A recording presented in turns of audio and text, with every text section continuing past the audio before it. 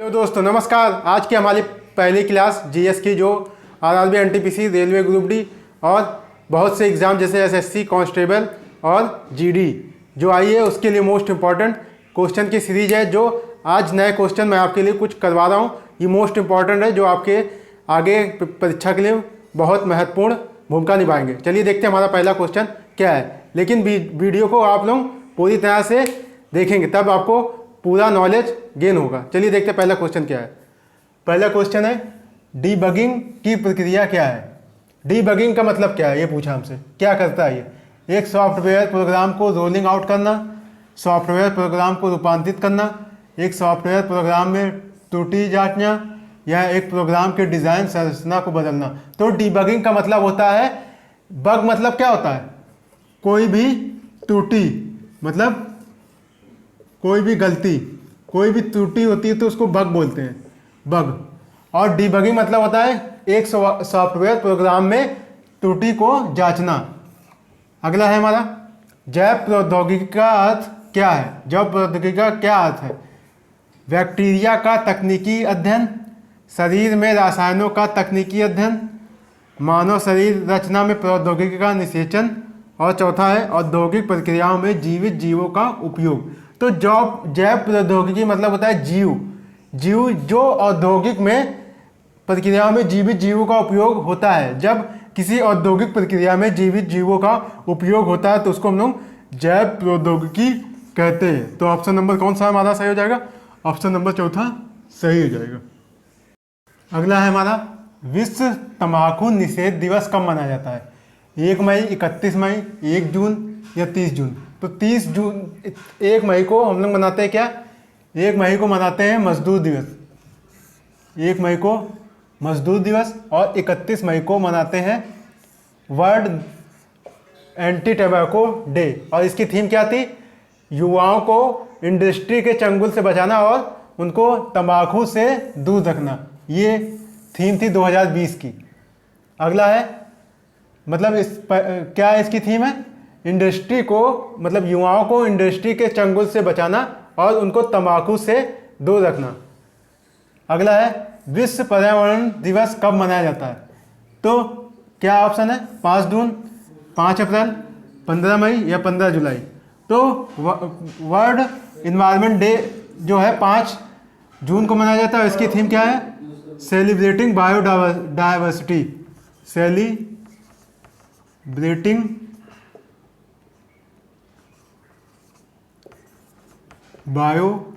Biodiversity. ये theme है 2020 की। 2020 की थीम है सेलिब्रेटिंग बायोडाइवर्सिटी। और वर्ल्ड टंबाकू एंटी टंबाकू डे की थीम क्या है? तंबाकू निषेध दिवस की, युवाओं को इंडस्ट्री के चंगुल से बचाना और उनको तंबाकू के सेवन से रोकना। अगला है, निम्न में से किसका उपयोग पीने के पानी को शुद्ध करने के लिए किया जाता है? मतलब किसका उपयोग पीने के पानी को शुद्ध करने के लिए किया जाता है? उत्प्रेरक एजेंट, ऑक्सीकरण एजेंट, अपचायक एजेंट या स्टरलाइजिंग एजेंट? तो जो ओजोन 3 होता है हमारा, इसके द्वारा, ओजोन के द्वारा हम लोग पानी को शुद्ध करते हैं, जिससे इसमें मैग्नीज, सल्फर आदि जो इसके हानिकारक तत्व होते हैं वो नष्ट हो जाते हैं। तो ये ऑक्सीकरण एजेंट के द्वारा पानी को शुद्ध किया जाता है। कौन से एजेंट होते हैं? ऑक्सीकरण एजेंट। अगला क्वेश्चन है हमारा, योजना आयोग के अध्यक्ष कौन होते हैं? योजना आयोग के अध्यक्ष कौन होते हैं हमसे पूछा। तो योजना आयोग जो है, अब इसको समाप्त करके नीति आयोग की स्थापना हुई है इसकी जगह। कौन से आयोग? नीति आयोग की स्थापना हुई है इसकी जगह, जिसका फुल फॉर्म होता है नीति, नेशनल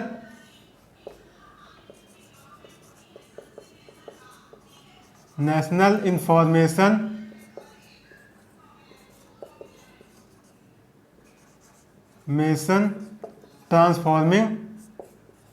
ट्रांसफॉर्मिंग इंडिया।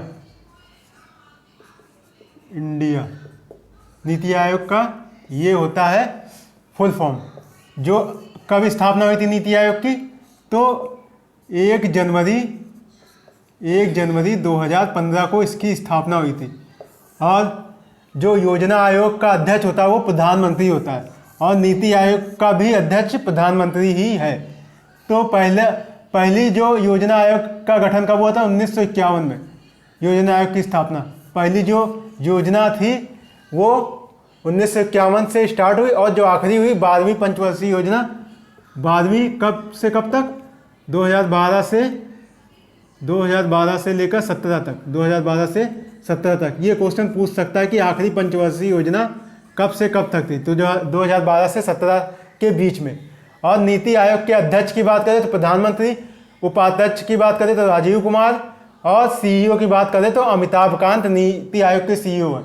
सीईओ कौन है? अमिताभ कांत। अमिताभ कांत इसके सीईओ हैं। अगला क्वेश्चन है, भारत की रक्षा बलों की सर्वोच्च कमान किसमें निहित है? जो रक्षा बल होता है हमारा, मतलब है, उसके सर्वोच्च सेनापति किसको कहा जाता है? प्रधानमंत्री, रक्षा मंत्री, गृह मंत्री, राष्ट्रपति।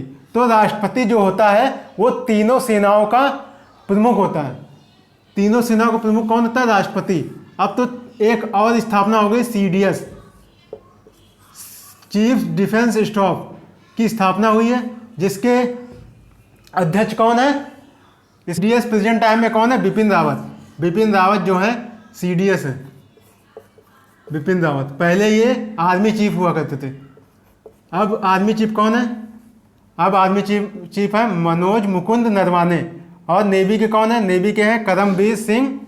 और एयरफोर्स के कौन है? राकेश कुमार भदौरिया। इनके नाम से जो हमारा राफेल लड़ाकू विमान है पहला, वो इन्हीं के नाम पे आया था, राकेश कुमार भदौरिया के नाम से। अगला क्वेश्चन है हमारा, तो भारत की रक्षा बलों की सर्वोच्च कमान किसमें निहित है? राष्ट्रपति जो होता है वो सर्वोच्च सेनापति होता है हमारा रक्षा बलों का। अगला है, नरसिम्हा कमेटी किससे संबंधित है? मतलब किस सुधार से संबंधित है नरसिम्हा कमेटी? राजनीति सुधार, चुनाव सुधार, बैंकिंग सुधार या न्यायिक सुधार? तो नरसिम्हा कमेटी जो है हमारी बैंकिंग सुधार से संबंधित है, बैंकिंग सुधार से। अगला क्वेश्चन है, सितार परिवर्तित करता है। सितार किस ऊर्जा को किस ऊर्जा में परिवर्तित करती है? विद्युत ऊर्जा को ध्वनि ऊर्जा में, ध्वनि ऊर्जा को यांत्रिक ऊर्जा में, यांत्रिक ऊर्जा को ध्वनि ऊर्जा में, रासायनिक ऊर्जा को ध्वनि ऊर्जा में। तो जो सितार होता है उससे ध्वनि निकलती है, तो कौन सी ऊर्जा को किस में परिवर्तित करता है? तो जो सितार होता है विद्युत से तो चलता नहीं है, तो ये ऑप्शन होगा नहीं। और यांत्रिक ऊर्जा में कन्वर्ट नहीं करेगा क्योंकि हमको ध्वनि चाहिए, तो ध्वनि होगा, तो ये भी नहीं है। और रासायनिक ऊर्जा को विद्युत ध्वनि ऊर्जा में, ये भी नहीं होगा। कौन सा होगा हमारा? यांत्रिक ऊर्जा को ध्वनि ऊर्जा में कन्वर्ट करता है हमारा कौन? सितार। सितार का आविष्कारक कभी कभी क्वेश्चन में पूछता है, कौन है वो? जिनको तोता है हिंद बोलते हैं, तोता ए हिंद, अमीर खुसरो। अमीर खुसरो, इन्होंने तबले और सितार का आविष्कार किया था। अगला है हमारा, इलेक्ट्रॉन की खोज किसने की थी? तो इसके लिए आपको एक सूत्र मतलब पता होगा, बचपन से आप पढ़ते आ रहे होंगे। ट्रिक कौन सी है? ईंट पर नाच, ईंट पर नाच। ये ट्रिक तो कक्षा 6-7 से ही पढ़ाई जाना शुरू हो गई थी। तो इलेक्ट्रॉन की खोज किसने की थी? तो इलेक्ट्रॉन की थॉमसन ने, मतलब जे थॉमसन जो है उन्होंने इलेक्ट्रॉन की खोज की थी। और प्रोटॉन की रदरफोर्ड और न्यूट्रॉन की चैडविक ने। और जॉन डाल्टन की बात करें तो इनका परमाणु सिद्धांत, इन्होंने परमाणु सिद्धांत दिया था। अगला है, तत्व के परमाणु में प्रोटॉन और न्यूट्रॉन की संख्या के योग को क्या कहते हैं? तो जैसे 1h1, 1h2, 1h3, ये हाइड्रोजन के क्या है? आइसोटोप। मतलब अगर आइसोटोप पूछे तो जिसकी टोपी अलग अलग हो, मतलब ये ऊपर वाला अलग अलग होता है तो वो आइसोटोप होता है। और अगर आइसो बार होगा तो नीचे वाला मतलब होगा, तो ये डिफरेंस होता है आइसोटोप और आइसोबार में। और तत्व के परमाणु में प्रोटॉन और न्यूट्रॉन की संख्या के योग को हम लोग क्या बोलते हैं? मास संख्या मतलब परमाणु संख्या बोला जाता है, परमाणु भार जिसको हम लोग बोलते हैं, परमाणु भार। नेक्स्ट क्वेश्चन है हमारा, निम्न में से कौन सा रंग इंद्रधनुष में नहीं है? तो इंद्रधनुष में रंग याद करने की क्या ट्रिक है? विबग्योर, VIVGYOR,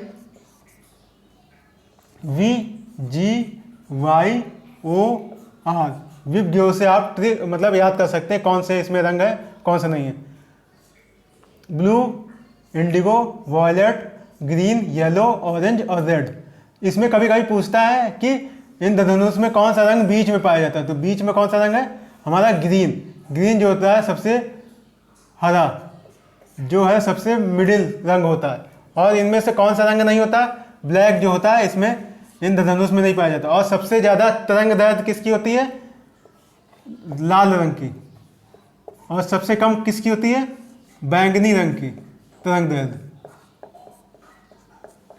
बैंगनी रंग की। इसीलिए लाल रंग को हम लोग हर जगह देखते हैं, चाहे वो डॉक्टर के निशान हो चाहे अदर कोई भी, क्योंकि दूर से ही हमको दिखेगा, क्योंकि इस रंग का फैलाव नहीं होता है। जिस रंग की तरंग दैर्घ्य ज़्यादा होती है उस रंग का फैलाव कम होता है। निम्न में से, अगला क्वेश्चन है, निम्न में से कौन कार्बन का शुद्ध रूप है? कार्बन का शुद्ध रूप कौन है? लकड़ी का कोयला, ग्रेनाइट, हीरा या ग्रेफाइट? जो हीरा होता है हमारा सबसे कठोरतम रूप है, कार्बन का सबसे कठोरतम रूप है और यही सबसे शुद्ध रूप भी है कार्बन का। अगला है हमारा, स्वतंत्र भारत के प्रथम विधि मंत्री कौन थे? तो BR अम्बेडकर, सरदार वल्लभ भाई पटेल, बलदेव या राजकुमारी अमृत कौर? तो BR अम्बेडकर की बात करें तो इनका जन्म दिवस कब मनाया जाता है? 14 अप्रैल को। 14 अप्रैल को इनका जन्म दिवस मनाते हैं हम लोग। और सरदार वल्लभ भाई पटेल की बात करें तो 31 अक्टूबर राष्ट्रीय एकता दिवस के रूप में इनका जन्म दिवस मनाया जाता है, 31 अक्टूबर को। इसी दिन जम्मू कश्मीर और लद्दाख को अलग किया गया था, 31 अक्टूबर को। ये क्वेश्चन पूछ सकता है क्योंकि ये करंट में अभी चल रहा है। और ये सरदार वल्लभ भाई पटेल की बात करें तो पहले हमारे गृह मंत्री या उप प्रधानमंत्री थे।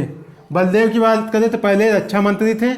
बलदेव से आप याद कर सकते हैं, बल से रक्षा मंत्री थे ये पहले। और अगर पूछा जाए स्वतंत्र भारत के प्रथम महिला केंद्रीय मंत्री कौन थी, तो राजकुमारी अमृत कौर जो थी पहली महिला केंद्रीय मंत्री थी। और ये क्या थी? स्वास्थ्य मंत्री थी हमारे भारत में, स्वास्थ्य मंत्री थी ये राजकुमारी अमृत कौर। और पहले विधि मंत्री या कानून मंत्री की बात करें तो BR अम्बेडकर। और इस समय कौन है? रविशंकर प्रसाद जी जो हैं हमारे इस समय के कानून मंत्री है। तो option number A option number पहला ऑप्शन नंबर सही हो जाएगा। BR अम्बेडकर हमारे पहले मंत्री थे।